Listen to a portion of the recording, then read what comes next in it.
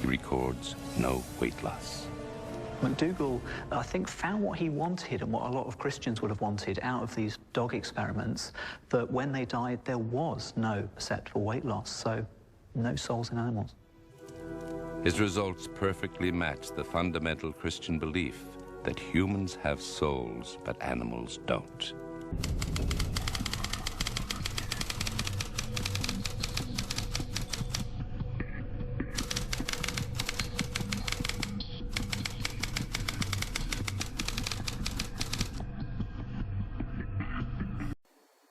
Given that when you stop breathing and your heart stops, and given that 10 seconds after that, that the EEG, the measure of electrical brain activity, goes absolutely flat, it's medically inexplicable that near-death experiencers are having a conscious experience. For years, however, some medical researchers had dismissed the NDE phenomenon as hallucinations caused by the dying body releasing a chemical cocktail as a means of defense against the pain and shock of impending death. That theory was dented in 1984 by an extraordinary medical emergency in the American West Coast city of Seattle. Maria, a migrant worker from Eastern Europe, was rushed to hospital after she collapsed at a friend's home. In the ICU, a medical team tried to stabilize her condition without success. Her heart stopped beating. Maria's body was lifeless for several minutes, but the doctors kept on trying to bring her back to life. Then they suddenly realized that the heart monitor showed some life. Maria was supposed to be dead. Maria came back to life and immediately told an amazing story. She saw everything while she left her body. She could see the medical team working on her. She then left the ICU to the roof of the hospital, and as she went up, saw a tennis shoe. No one believed her story, but her friends immediately ran up to the roof and with absolute shock found the tennis shoe exactly as described by Maria. Maria's experience could not be anything other than the absolute truth. If the out-of-body experience was purely a mental aberration, how could she have seen a physical reality that could later be verified? So explain that to me. Explain that through chemicals or some of the other scientific explanations. Please explain to me why that man knows that. There is no explanation for that in current neuroscience. I personally and professionally am not afraid of saying that I don't know, because that's the way we learn. After she was wired up and in bed, I would then go off to another room, use a random number table to get a 5-digit random number, which I'd write on a piece of paper and slip it in an opaque folder. And then I'd come in and put it up on a shelf near the ceiling, a flat shelf.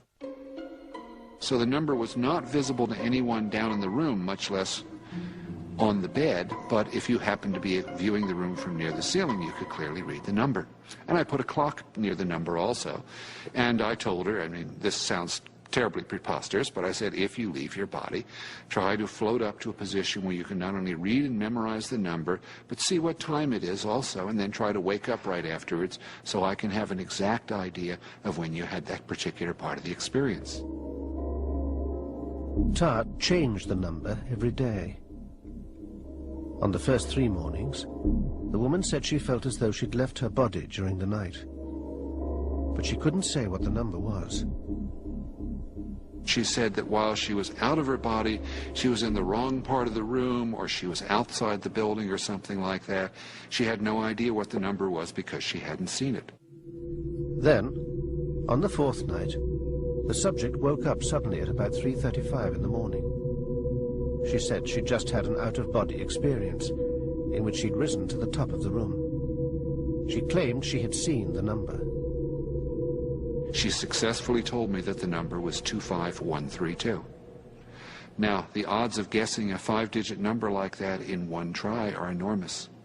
So I was quite excited, to put it mildly.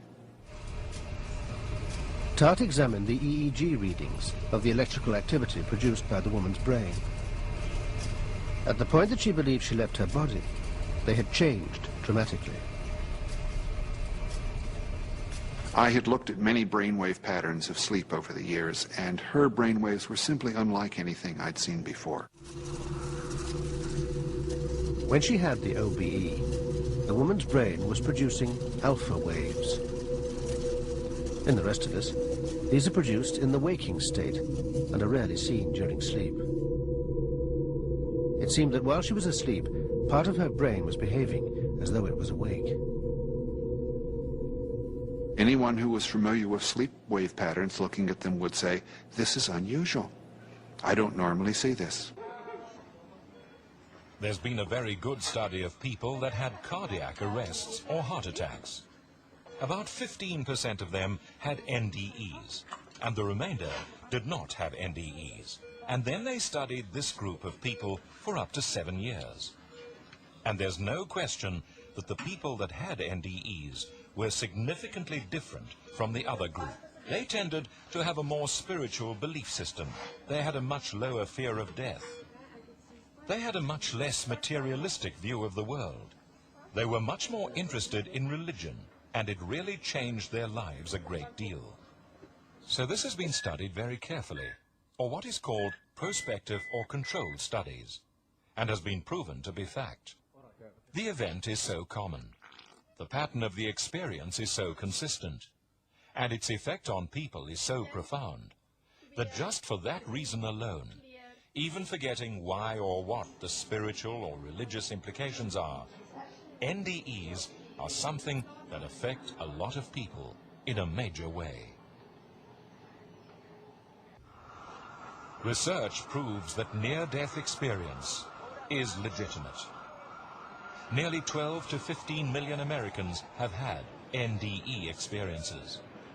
This is such an enormous number of shared experiences that so greatly affects their lives that no matter what the cause of NDE, no matter what your ideas about why it occurs, there is no question that given the number of lives that it has impacted, it makes sense to study it. It's an incredible phenomenon. And again, the implications are enormous. Astral projection is kind of a generic term for an out-of-body experience, and it's commonly practiced in the occult, spiritual business, and in other spiritual disciplines. The consciousness of the person leaves the physical or corporal body and travels somewhere within the spiritual world independent of the body. Astral projection also includes other spiritual things like lucid dreaming and rising on the planets and that kind of thing, which I don't have time to go into today.